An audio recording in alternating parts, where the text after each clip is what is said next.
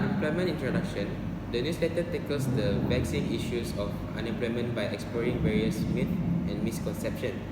It captures the perception of South Africans and teases out better understanding of the real issue around unemployment.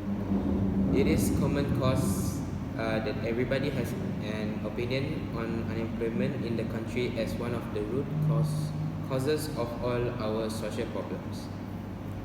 To get the bottom of this issue, two central questions must be answered.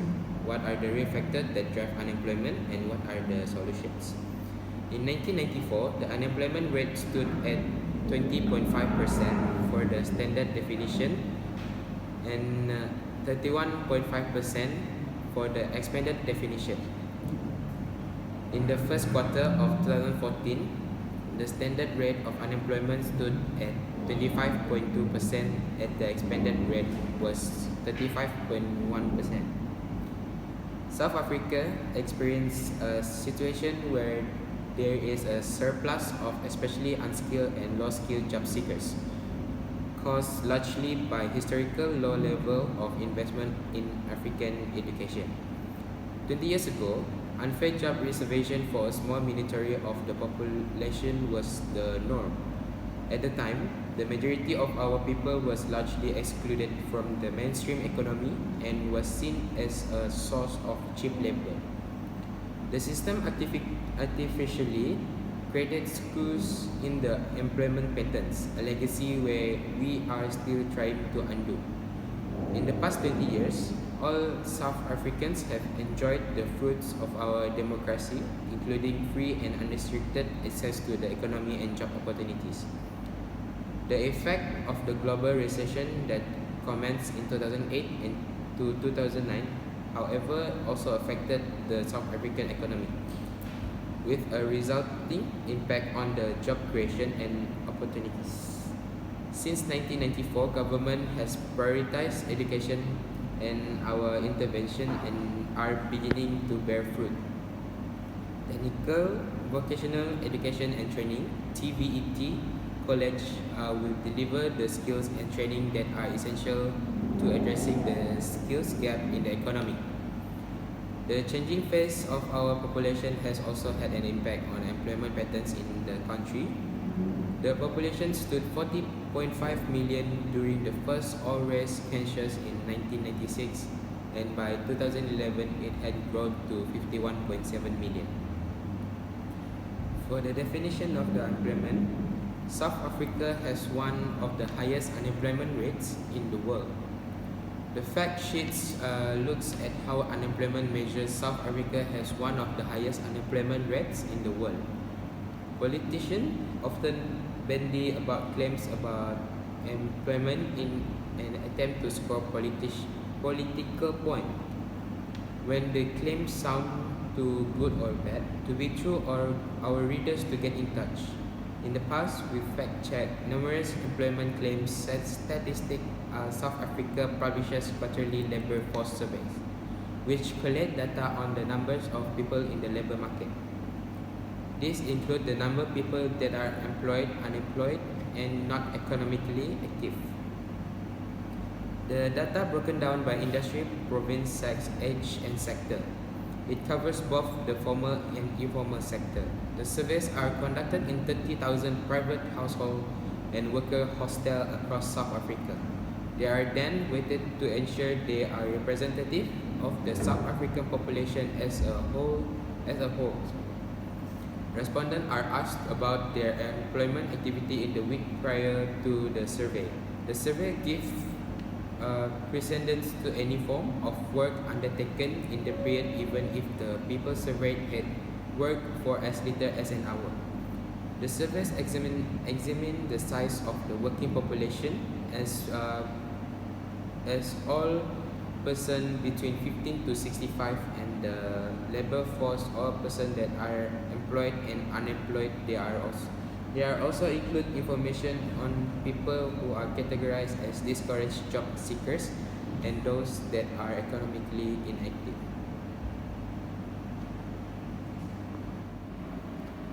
For the type of unemployment, distinction should be made between four main different kinds of unemployment. This would help to give an indication of the causes of unemployment. The four different of unemployment are namely fictional, structural, cyclical and seasonal unemployment. In South Africa, there are three types of unemployment. The first one is fictional unemployment. Fictional unemployment occurs when workers leave their old jobs but haven't yet found new ones. Most of the time, workers leave voluntarily either because they need to move or they save up enough money to allow them to look for a better job. Fictional unemployment allows when students are looking for that first job or when mothers are returning to the workforce. It also happens when workers are fired or in some cases laid off due to business specific reasons such as a closure. The second type of unemployment is cyclical unemployment. Cyclical unemployment is not part of the natural unemployment. It caused by the contraction pace of the business cycle. That's when demand for goods and services fall dramatically. Cyclical unemployment tends to create more unemployment. This is because the lack of workers have less money to buy the goods and services they need. Government intervention in the form of expensive monetary policy, even fiscal policy. This type of unemployment in South Africa is seasonal unemployment. Some sources include seasonal unemployment as another type of unemployment. It is part of the natural unemployment. Like its name suggests, seasonal unemployment results from regular changes in the season. Workers affected by seasonal unemployment include resort workers, construction workers are laid off in the winter in the most part of the country. School employees can also be considered seasonal workers. The BLS does not measure seasonal unemployment. Instead, it adjusts its employment estimate to rule out seasonal factors. This gives a more accurate estimate of the unemployment. Causes of unemployment. Number one is legacy of apathy and poor education and training.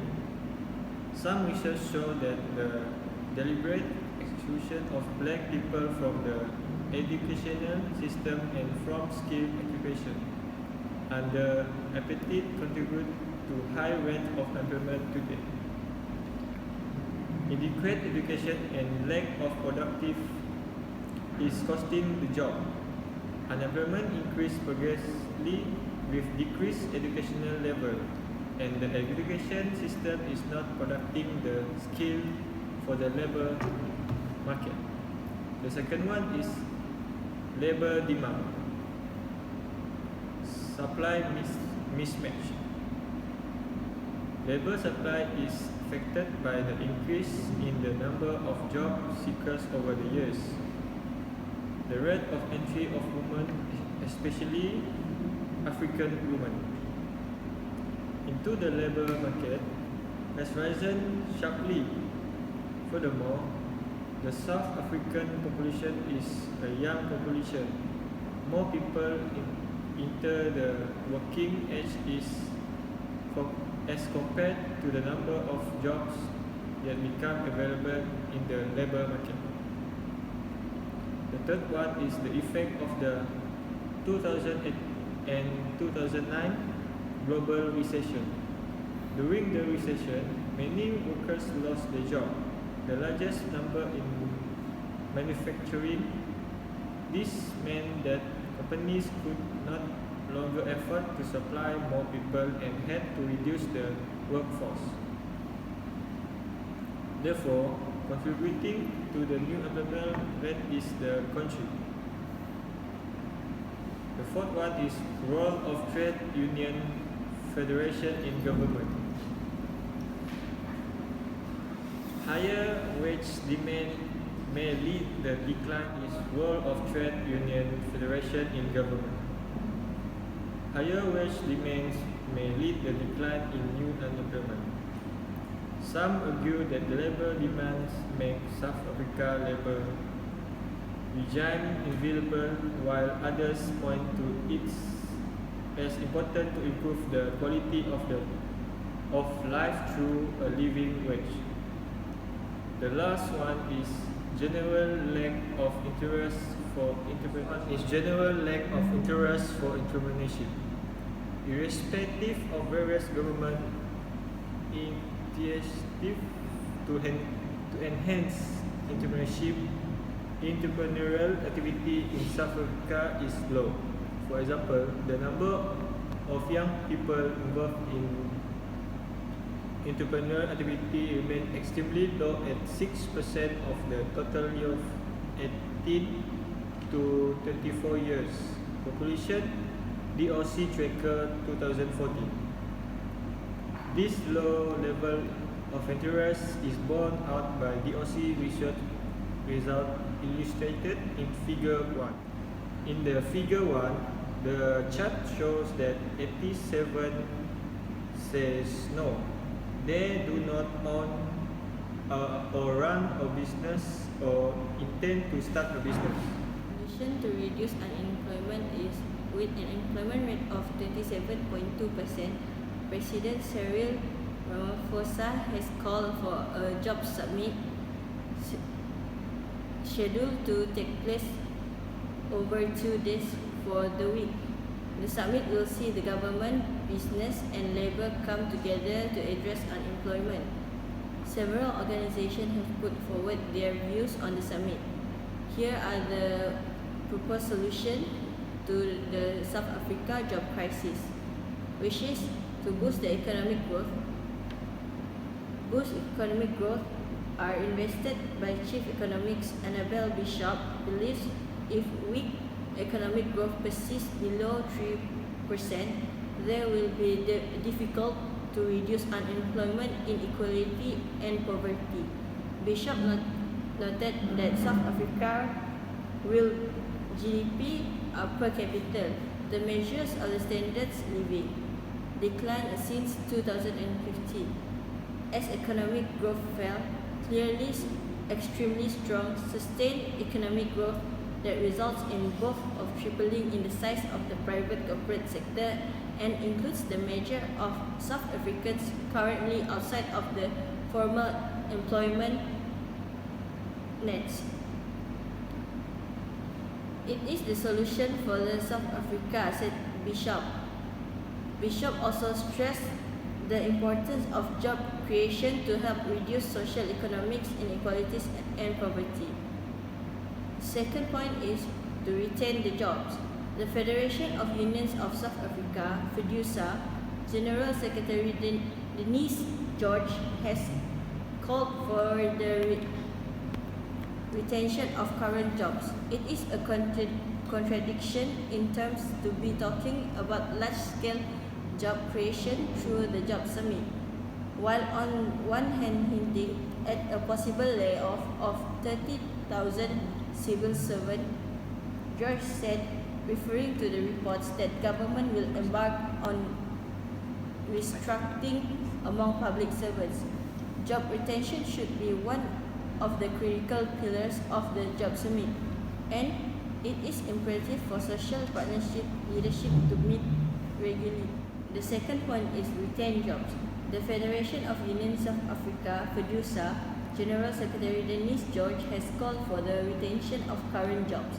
It is a contradiction in terms to be talking about large-scale job creation through the job summit, while on one hand hinting at a possible layoff of 30,000 civil servants, George said, referring to the reports that government will embark on restructuring among public servants.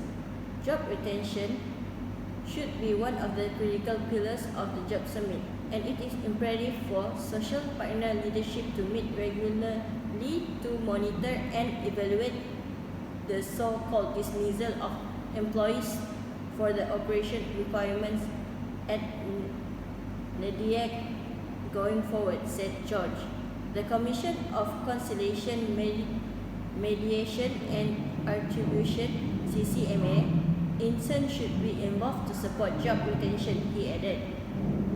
Measures to support the job retention should include a flexible training layoff scheme, reduced working hours, placing a moratorium on new appointments and overtime or Sunday work, transferring affected employees to other jobs in the employer's business or groups, training or reskilling employees for available position and granting extended unpaid leave, he proposed. George further called for government to fill vacant civil servant posts which will compromise service delivery. On the third solution, there is overhaul policy. The South African Federation of Trade Unions, SAFTU, will not be attending the summit as it might not yield solution for South Africa economic crisis, said acting spokesperson Patrick Craven. Both the business and government constituency at the NEDIAC are part of the problem rather than the solution. It is their policies over 24 years which have led to this crisis, he said. SAFTU expects the same business as usual approach, with both targets being set and promises met. Craven went on to say that South Africa politics are dictated by what happened in the world market, as South Africa is an exporter of raw materials and has not developed its manufacturing industry. We need a fundamental difference, a difference policy based on nationalization of key sectors such as mines, bank, and major manufacturing monopolies, so they can be planned and developed democratically in the interest of the people as a whole. He does not expect a complete overhaul of policy to come from the summit. He called on federation attendings at the summit not to accept business as usual. The Centre of Development and Enterprise, CDE, also called for policy reforms that would reduce unemployment. Instead, South Africa policies raises costs of doing business, discourage employment and reduce the economic growth rate. And the CDE said it in a statement. Last, support for the entrepreneurship and small businesses. The CDE also called for enabling environment for entrepreneurs and small businesses, policy that ensures their survival and expansion as well as the creation of many more new firms would have the most impact on unemployment, the CDE said. The CDE said South Africa had focused on building an economy of high skill and high wages while ignoring the really of unskilled and unexperienced job seekers. We need an environment conducive to firms making and selling goods and services using the workforce we have, not the workforce we wish we had. Bulewa Makalima Nagewa, Interim Director of Birth Center for Innovation and Entrepreneurship, a specialized center at the UCT Graduate School of Business, also promotes the idea of youth being entrepreneurs rather than job seekers. You no longer have to wait around for a job. You can start something yourself that not only can earn an income but solve the problems you see in the community, she said. We need to get it into the minds of more people sooner that entrepreneurship is an option. That's all for the solution of unemployment. Here is inflation of interactions in South Africa. Inflation has received a disproportionate amount of attention in South African macroeconomic literature. Unusually for South Africa debates, empirically motivated papers on inflation have shown a close adherence to theoretical priors.